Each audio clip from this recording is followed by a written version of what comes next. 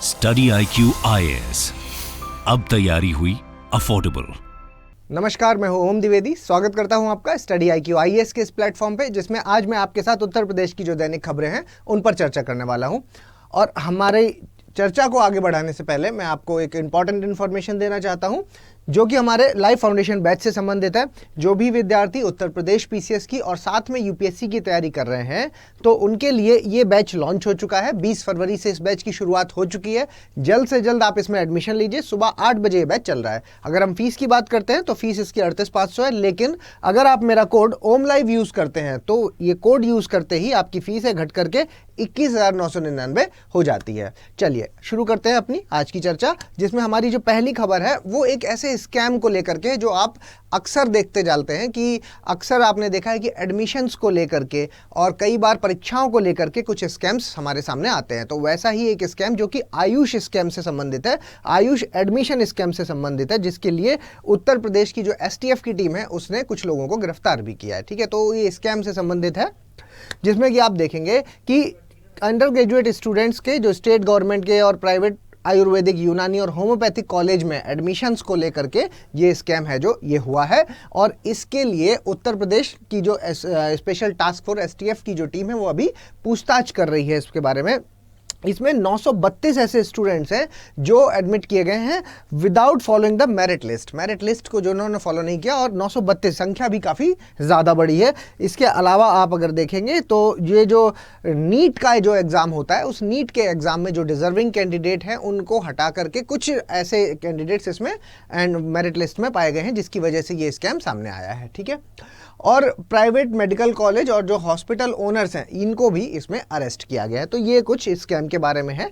इसके अलावा अगर मैं अपनी अगली न्यूज़ की ओर चलूँ तो ये एक बहुत ही अच्छी पहल है। एक तरह से आप गवर्नमेंट ऑफ रेलवे की न्यूज़ की तरफ से आप देख सकते हैं। रेलवे की तरफ से जो खबर आ रही है वो ये है कि दिल्ली में एक जगह पर जहाँ पर अगर ये विकास कर रहे हैं, रेलवे टर्मिनल्स बना रहे हैं, तो जिसके लिए जो जंगल को काटना पड़ रहा है, जिसमें बहुत से पेड़ काटे जा रहे हैं, तो उसका कंपनसेशन ये करना चाहते हैं उत्तर प्रदेश में अफॉरेस्टेशन, यानी कि पेड़ों को लगा करके। ठीक है, देखिए क्या है भाई, तो for trees that are cut in Delhi can compensatory afforestation be done at in Uttar Pradesh. क्या ऐसा हो सकता है कि दिल्ली में पेड़ काटे और उत्तर प्रदेश में पेड़ लगा दें?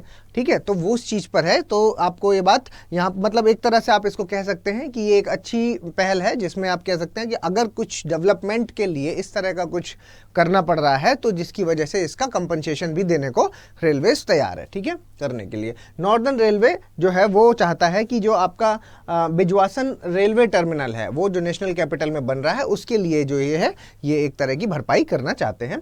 इसके अलावा कंपनसेटरी अफॉरेस्टेशन है जो ये इन्होंने कि किस जगह पे करेंगे, ये हमारे उत्तर प्रदेश में किया, इसीलिए ये न्यूज़ हम पढ़ रहे हैं। ठीक है, तो ये क्वेश्चन जो पूछ सकते हैं वो डायरेक्ट ये पूछेंगे कि किस डिपार्टमेंट ने ऐसा किया, तो आपको याद रखना है कि रेलवे डिपार्टमेंट में। ठीक है, इसके अलावा है जो ये compensatory afforestation over degraded forest land in neighbouring state of Delhi. ठीक है, तो देखिए ये जो आपकी मिनिस्ट्री है, कौन सी, environment, forest and the climate change है, ये इसने अलाउ किया है कि इस तरह का जो चीज़ है वो किया जा सकता है जिन जगहों पर आपका जो आप देख रहे हैं भूमि कटाव जैसी चीज़ें हैं। ठीक है, तो इस तरह के सॉइल इरोजन जहाँ पे ज़्यादा हो रहा है उस जगह पर अगर ये चीज़ कर दी जाएगी तो ये एक अच्छा कंपनसेशन माना जाएगा। ठीक है, चलिए अगर हम कंपनसेटरी अफॉरेस्टेशन के बारे में बात करें तो इसमें क्या है कि एजेंसीज इसमें क्या करती हैं कि फॉरेस्ट को है जो वो प्लांट करती हैं उतने ही एरिया में, मतलब जहाँ से इन्होंने काटा है उतने ही एरिया में वहाँ का जो नॉन फॉरेस्ट एरिया है उसको यहाँ पर एक फॉरेस्ट की तरह डेवलप किया जाता है।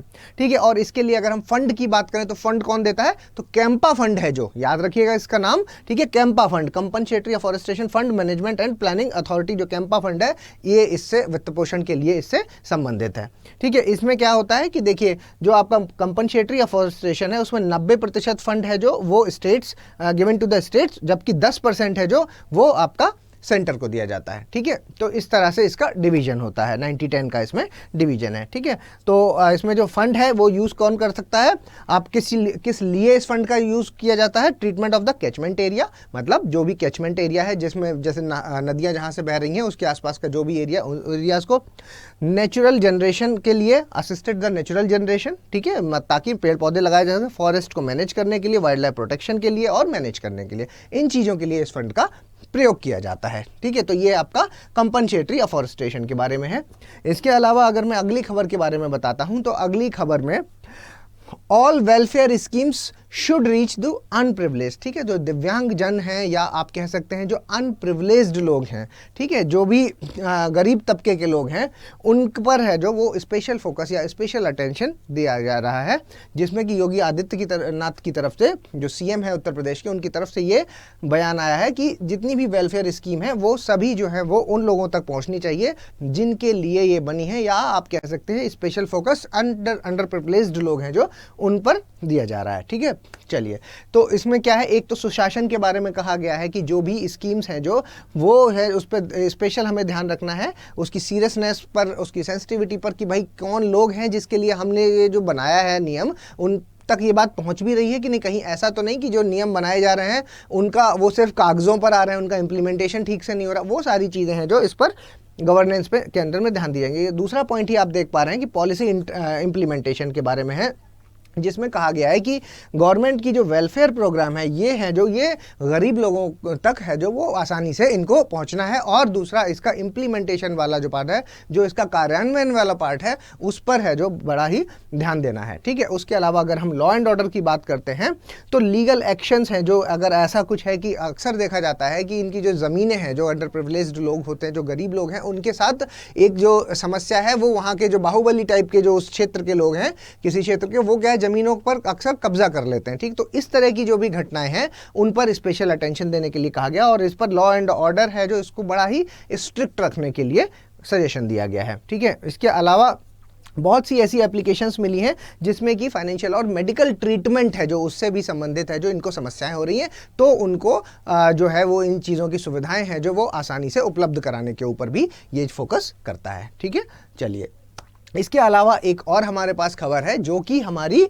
आपकी ये जो पहली क्षेत्रीय फिल्म सिटी है जो, ठीक है, उसके ऊपर है। अब आपको नाम यहाँ पर याद रखना है क्योंकि डायरेक्ट वो नाम ही पूछा जा सकता है कि कहाँ पर बन रही है। ये पहली क्षेत्रीय फिल्म सिटी है जो आपके गोरखपुर डिस्ट्रिक्ट में बन रही है। क्यों बन रही है, गोरखपुर को ही क्यों चुना गया, तो देखिए, एक तो अगर हम इसकी कनेक्टिविटी की बात करते हैं तो गोरखपुर की कनेक्टिविटी एक तो बहुत अच्छी है, प्लस उसके अलावा पूर्वांचल का पूरा एरिया, मतलब वो उस जगह पर इंडस्ट्री लगाने से, देखिए 100 करोड़ रुपया है जो इस पर निवेश किया जा रहा है। ठीक है, तो इस जगह पर अगर आप इंडस्ट्री लगाते हैं तो एक बहुत बड़ा एरिया है जिसको आप कवर कर सकते हैं, प्लस पूर्वांचल की जो फिल्में हैं उनको बढ़ावा मिल सकता है इसमें। ठीक है, इसके अलावा इसमें जो आपकी भोजपुरी फिल्में हैं उसके अलावा और भी शामिल हैं। देखते हैं क्या क्या है, तो देखते हैं। देखिए, खबर क्या है कि खबर तो यही है कि जो स्टेट है वो प्रिपेयर कर रहा है कि हम एक रीजनल फिल्म है जो फिल्म सिटी है जो वो बनाएंगे। कहाँ पर बनाएंगे, गोरखपुर में, वही जो मैंने अभी आपको बताया, अब क्योंकि ये पूर्वांचल का हिस्सा हुआ। ठीक है, इसके अलावा ये क्या है, बेटर कनेक्टिविटी की बात करता है,